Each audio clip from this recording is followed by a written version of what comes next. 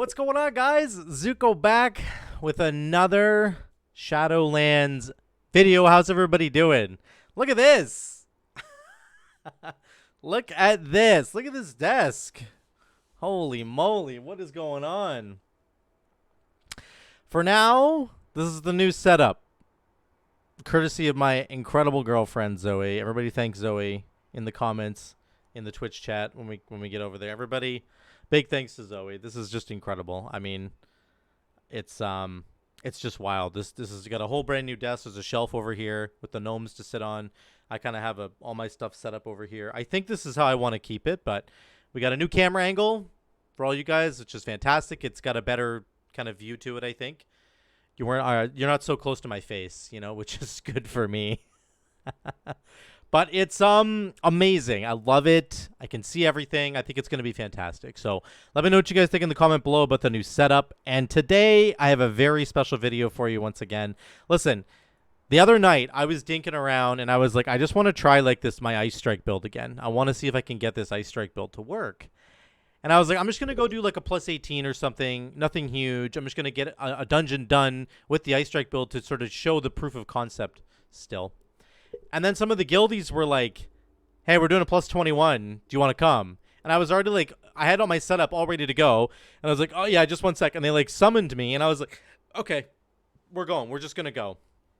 And we're just going to see if we can do it. So we did Ice Strike in a plus 21. Yeah. And we freaking timed it. It's my highest one now. I have 307 rating on Necrotic Wake now. So buckle up for this video because it's going to be amazing and your mind is going to be blown. This was our damage overall here. We did 13.1k overall with Ice Strike. So let's get into the build. Okay, let's do that. Let's do it really quick. So it is Tyrannical Week. So we have things like Ellie Blast to help with that. We have Ice Strike, which I'll get to in a second. Hailstorm, Feral Spirits. The rest of it's pretty standard. Okay, we're running Witch Doctor Wolfbones. Okay. The whole point of this build is to cast Frost Shock as much as possible while maintaining your Hailstorm buff. So your rotation is a little strange, but you're going to use a Spender into a Frost Shock, into an Ice Strike, into a Spender, into another Frost Shock, so that you cash in on Frost Shock twice, and it's hitting AoE people twice. And not only is it doing extra damage, because it's doing the Cleave, every single time it hits, it has a chance to reduce the cooldown of the dogs because of Chill to the Core. So this is like a build that is all about pressing your Spenders and then pressing Frost Shock. And that's almost all you want to be doing. Your Lava Lash Flame Shock stuff is just a maintenance buff. So you're just pressing Flame Shock and then maintaining the spread with Lava Lash once every 10 seconds. The rest of the time, you're filling with Storm Strike and Crash Lightning to get your AoE going. But really, you want to be pressing your AoE spenders like Chain Lightning, your single target spenders like Ellie Blast.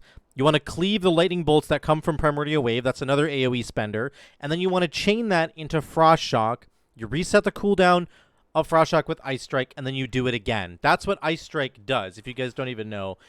You strike the target with ice, dealing damage, and then successful Ice Strikes reset the cooldown of Flame Shock and Frost Shock. Really, it's the Frost Shock is all we care about. So in a typical opener, you'd run up and you'd go Flame Shock into Lava Lash to spread it around. Then you do your Primordial Wave on like a 5th target. You hit that juicy Lightning Bolt, and then you Frost Shock, and then you Ice Strike, and then you're probably going to have a Chain Lightning ready to go again, so you Chain Lightning into Frost Shock again. Do you see that? It's all about that. You're kind of chaining everything back into the Frost Shock damage. And as you can see, our damage overall was, of course, Frost Shock. No doubt. It did 16% of our damage. The Lightning Bolt did 11% because of the Cleave. The Flame Shock still did a lot because we're maintaining that buff, right? We're maintaining the spread as much as possible, which is good. And then the rest of it is our Wolves uptime was pretty good. We had 65% uptime on the Wolves, which is pretty insane. This build generates the most Maelstrom weapon stacks of any build you will ever play. It generated almost 4,000 Maelstrom weapon stacks in a 27-minute dungeon. That's like, I don't even know how many per second that is. It's a lot. It's a lot per second. I should have done the math earlier, but somebody do the math in the comments down below. The point is, it's interesting. it's a really difficult build to execute once the speed starts picking up. Like when you're in a Lust window or when you're in your Primordial Wave haste window, man, it's like really difficult to do it correctly. So I want to practice this build a few times to get it right. But let's jump into the video. That's the build right there. We ran Chill to the Core, Focus Lightning, the Tumbling Waves. We had Witch Doctor Wolfbones plus Necrolord, and this was our talent setup, okay? So let's get into the video. I want to show you what this is all about. Let me get, this. Here we go. So here's the video. Let me start from the opener. I love it. We have 3 necrotic wakes, so. Let me get my notes up over here. Bum, ba, bum, bum, bum. Since when did we have that? So, for context, the guild group that I was running with is, like, really, really good at Mythic Plus. And this is, like, I would actually love to run more with this group because they were really fantastic. And I was really kind of trolling with my build. It actually worked in the end. There's moments where, like, I was really popping off. But, like, for the most part, I wasn't doing as much damage as these guys. And certainly in AoE situations. You're going to see even the healer well DPS me here at the opener because lusting this or no? she's got her Earthquake, Elemental, and then Vesper Totem. So... but the damage is just nuts from these guys. Oh, it's alright. I'm just trying to figure out like how to do my build properly, and I'm not doing it very well. But it's Inspiring Week and Tyrannical. Excuse me. It's Inspiring, Tyrannical, Quaking. So the Quaking is actually pretty annoying, but That's annoying. we're only doing about 20k here in this pack. But that's okay. The other guys are doing lots of damage for us. We're trying to kick. We're trying to do as much as we can. And again, I'm just figuring out the build. So move to the next pack. I'm not waiting for you. I'm ready here. We get a little bit more damage on this AoE pack, so you're going to skirt around the sides. Again, I just did my Lightning Bolt, so I spread my Lightning Bolt with Cleave, and then I pressed my Wolves, because you want them, every time Wolves comes back, you got to press them. And then I'm going to Sundering into Frost Shock, reset it with Ice Strike, use another Spender into Frost Shock again. But we're moving so fast. You see how fast it is? We're doing 25k right now, by the way, which is pretty solid. It's not bad for, like, we can do this on every single pack. We could do 25 to 30k on every pack. I'm telling you. I'm just not very good at it. I'm gonna get next on Vanguard. I'll watch the others. One thing that can tend to happen with this build is you can sometimes forget to refresh your Flame Shocks because Lava Lash and Flame Shock are not a priority, but just make sure you do that. So we burned through this pack. I'm doing about 20k, which is good. Some people can't. I'm like actually doing damage, so I didn't know the spec did damage. Then we pull Blightbone and we get the buff. And partway through the pull, the Judgment, the tank decides to pull more, which is what you need to do on these higher keys. You have to pull more into the boss fights, especially Blightbone. Blightborn's not actually a really dangerous boss at all. He hits the tank really hard, and then he spews out the little worms. You just need to not get touched by the worms, and you're fine. So there's the first Heaving Wretch. Okay, here comes the extra adds for more damage. We're doing 24k right now. Watch worms. Just watch worms. So again, it always looks like we're kind of low on the damage totem pole, but over the course of a fight, as I learn how to play it better, and just over the course of every single fight, the more we're going to continuously get procs, and we're not relying on any cooldowns at all. Our Feral Spirits are like a 15-20 second cooldown, so we're not really relying on those. We're basically just full uptime all the time on all the things that we're running, which is super cool. This is Tyrannical, so this boss fight goes on forever. A 21 Tyrannical boss fight goes on for a long time, but the worms are the problem. Out of the corner here. Then we decide to get up into the corner. Face towards moon, if you get it. Judgment's calling it where he wants the breath, the big spew to go. We're doing about 21k. We're right behind Radic here on the Fire Mage. That was. Do you see what he did there? Radic says he's going to, not Time Warp. Is it Time Warp? The one where the mage, where he alter time, where the mage reverses time. Watch the mage's health here. He goes to 2200 right before his alter time proc. Then boom, he goes back to full. It was actually perfect, but he was like, holy crap, that was closer than he thought. Go upstage. So the worms are like way too close. So Judgment calls for us to go upstairs to get away from the worms. Where they are now. But he wants us to kill them where they are, but they were LOS'd basically just down that hill. So it was kind of difficult. But that's okay. Annoying. We pulled them up. And then Judgment's like, we need to get the hell out of here. So that's what we do. Face towards away from the corner. Away from the corner. Towards the totem. Yeah, that's good.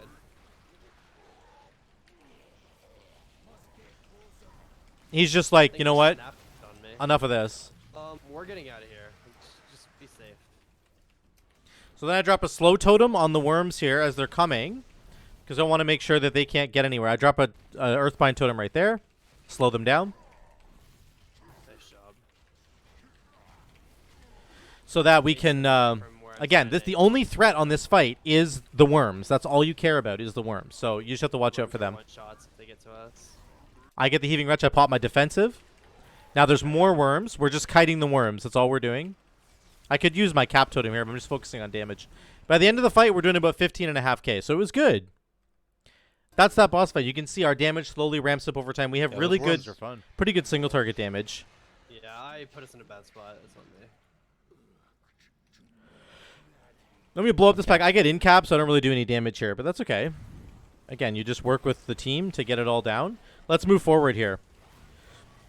We do the next couple of packs. Then we do a skip, like everybody always does. I didn't have any invis pods because I'm just really bad at this game. I totally forgot to get them. But I do have invis on my belt, which I was hoping was not going to backfire. Watch my face here. I'm so friggin' like focused. I'm like, please don't backfire. Please don't backfire. Please don't backfire. Because that's what happens. The belt can backfire, right? So look at this. I click my belt and my face. I'm just like, look at me. I'm so focused. I'm like, please don't die. Please don't die. Please don't be the reason that this team like please. I'm gonna make it through it. I'm like, oh god. Whew. I'm still so focused. Look at me. Look at my face. I'm just like dialed into like a billion, dude. It's crazy. So we kill these marauders. Then we go over here and we get this pack. This is pretty standard. You need this trash. It's inspiring, so it's really annoying. We blow up the Necromancer. Then we get this second Golem. Of course, this is insane. These buffs are really huge, and you can see that like people who run Mythic Plus, like these guys who run Mythic Plus a lot, they understand how to use these buffs much, much better than, you know, I do. So we skirt through here, and then we're going to pull big here on the left. This is pretty standard as well these days. I try to kick. He throws a shield there, which is good. We just get in here for as much damage as we can get. Big Sundering. Again, I should just be doing like Chain Lightning into Frost Shock. That's literally the rotation. Because that's going to be all your damage. You're going to do tons of damage, but they blow it up. The Carrying Weapon blows it up, basically.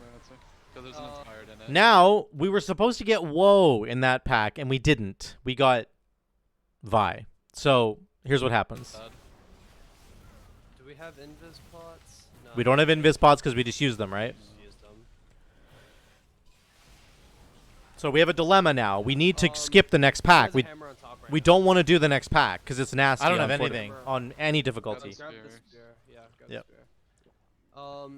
I'm going to let the mage that's inspired free cast. We're gonna pull the Necromancer up. Okay, so we're just gonna pull this pack, which you never want to do on any week, but we didn't get Woe, so we pull it. And then Lynn, Liv, and Judgment just do a fantastic job of keeping everybody alive here. And doing lots of damage. Liv's doing tons of damage already. Or Judgment's doing lots of damage. But then Liv just like full heals everybody. Without even a link. So really, really good. 15k HPS. And then 11k out of Judgment. That's the stuff you need. Those are the kinds of numbers that you need on 21. I'm just hard focusing the Necrolord. Or Necromancer, sorry, to get him down. Boom, boom, boom. We do it. And this time we get Woe. We get Woe now, of course. We get Woe right now, which is friggin' hilarious. So then it's the on to the next boss. We've got Amarth, the dragon dude. This is pretty easy with a Kyrian prop paladin because they're going to do Divine Toll, which silences all enemies nearby. But also we have 2 shamans with 2 ranged kicks that are on a low cooldown. So the adds in this phase should not be that difficult for us. Liv's got her Earth Elemental out, which is really good. So we just interrupt. I interrupt there. I use my cap totem, I think, at some point here. I don't have the crossbow. Remember, you have to get rid of all the adds before this ability comes out right here, which is, I think it's called Final Reckoning. Moving him out of this. Final Harvest, sorry. So if he does this, and there's an ad still alive, you're going to die. No weapons. Khadgar's soothing the boss, so that's another thing you need to do in this boss. But it's kick the far mage there. It's just rinse and repeat. It's nothing too crazy here. I think I dropped Cap Totem here maybe. I should be dropping. I should have dropped it last time. So again, big mistakes from me. There we go. There's Cap Totem. I'm kicking. I'm doing everything I can to help the team here, right? Get my dogs out, do my rotation. There comes Breath. But pretty easy fight. We get him down. And then the next room, you know, this is the rest of the dungeon is up ahead here, right? The rest of the dungeon is all up in here. Like 50% of your trash or like 40% of your trash is up here. It's pretty insane. I guess it's only 30% that we have left, but I think we actually pulled too much downstairs. But what he does is he just runs in here, and everybody runs in melee and uses the Kyrian orb thing to do damage. Look at the damage that the Kyrian weapons are doing. This is a pull where we actually pop off. I'm finally getting used to my rotation, and I get a good set of abilities going. So we're doing 22k here, and we get a Primordial Wave going. Get the haste. I got the haste buff rolling right now. We got a reset on Primordial Wave. Here comes Primordial Wave number 2. There it is. We're doing 25k. Like the next DPS is doing 16k. Judgment's right behind us, but this is one of those moments where we were able to pick up the slack and just help out. I don't summon my dogs here for like a criminal amount of time. I don't want to talk about it. This is just something I need to get better at, but there was like 10 seconds went by there where I didn't summon my dogs, which is like, that's like a whole cooldown of dogs. That was pretty tight.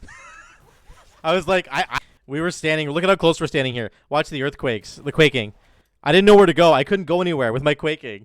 So this is like, look at how close we are. And we finally, at the last second, we separate. I was just like, that was pretty tight. I was like, I'm going to die. I was like, I'm going to die. I'm in between you two. I can't move. You guys got to move. So we clean up the rest of this room. It's not too bad. And then we get to the boss fight.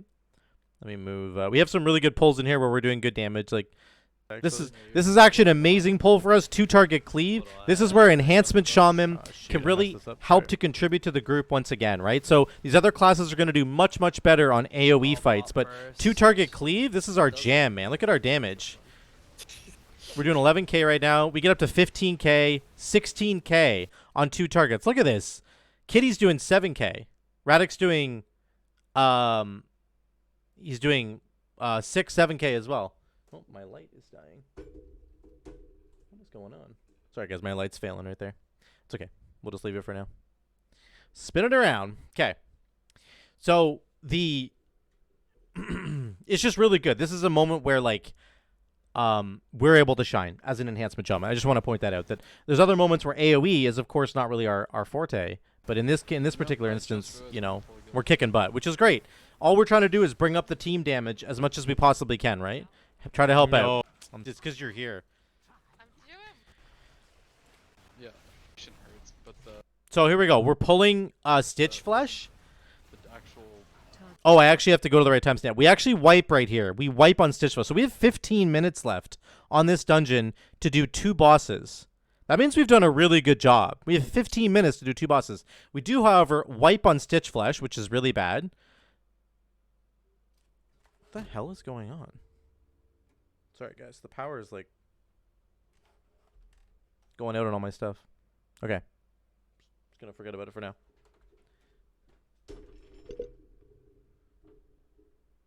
Sorry. Okay. We're good.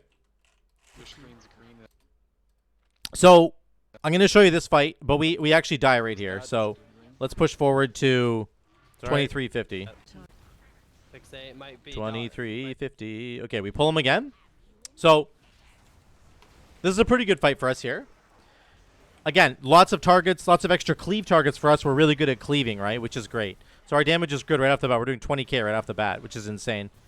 But this fight's pretty good. You have to throw your hooks at the correct spot, basically. The first hook always has to go to the stage to pull the boss down. The second hook goes into the boss, like you're going to see right here. So this is the hook, meat hook on Zuko. I want to throw it into Stitchflesh himself. Fixation should get hooked. There we go. Boom. We pull him in. That does a lot of damage to him, makes him bleed. Then the next hook has to go to the stage to pull the boss back down. Or he's not going to die. Don't worry about it. Just hit the boss. Here comes the next hook right now. It's on Liv. So Liv gets to the stage. Perfect. There we go. Pulls him back down. Now we get a second ad. This is where it gets very difficult. This is where there's 2 ads hitting the tank, and they do a ton of damage. So this is where, like, you need to make sure that things pick up the pace here. Otherwise, you're just going to die. It gets very, very hard if you don't do this correctly. So here we go. We get double hook here. There's 2 adds, so we're going to double hook the boss. Stitchflesh is at 47% right now. Nice job. He gets hooked twice. So he just starts bleeding like crazy, which is really good. Sorry, The lowest one? Creation. Yeah, the low. Perfect. We're good. Just get that on the stage. So then we make a mistake here. These creations are too close to each other, and one hooks the other, which is very unfortunate. But that's okay. It just means the fight's going to be a lot more difficult now, and we need to push as hard as we can. And I'll soak the second. I almost walk into this second hook here. There we go. Okay, good. Still good. Then we keep pushing here. This one's not I gonna get this hook. canceled. I have to throw it again at the boss. You want this to go right into the boss. This gets really complicated because the tank's taking so much. Everybody's taking so much damage. Stage, right? And you just need this boss to die. Stage next. Yep, we're good. We're good. Is he dead? Okay. But we kill him. That's awesome. So now we have 9 minutes left for the last boss. That's plenty of time, but we end up wiping on this boss once again. So let's go to 2740. This is our second attempt. Now we only have 7 minutes left, which on Tyrannical is enough time, but it's like you're kind of cutting it close. So we need to be really careful here. But there's not too much to say on this fight. Of course, there's Comet Storm that you need to dodge, and we do end up having a couple deaths. Let me just kind of skip to the end, though. I don't want to make this too long. You guys have seen this fight before. So he keeps getting the shield, which is so annoying. I didn't actually know this, but while his shield is on himself, he pulses AoE damage, which is really bad. So I get sent downstairs, and then I come back up, and I have a... When you come back up, you have to put the puddle of ice down, so I want to put it in a corner. But I get Comet Storm at the same time, so now I have to run and put my ice puddle down somewhere. I had to put that in a bad spot. So that was kind of a nightmare. You good? Catguard died. We don't have any B-reses left. I get rooted once again, but it's okay. We end up pushing forward here. Watch it. Try to get rid of that shield. We do have time. We've got time left. We just have to focus up.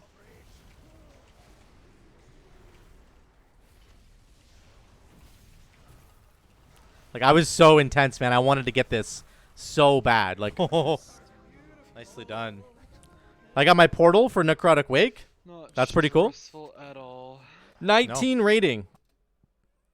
So I'm above 2,900 now, which was awesome. Really, really awesome. I loved running the dungeon with those guys. Like, that was just, man, it was so good. So let's activate this again. Okay, so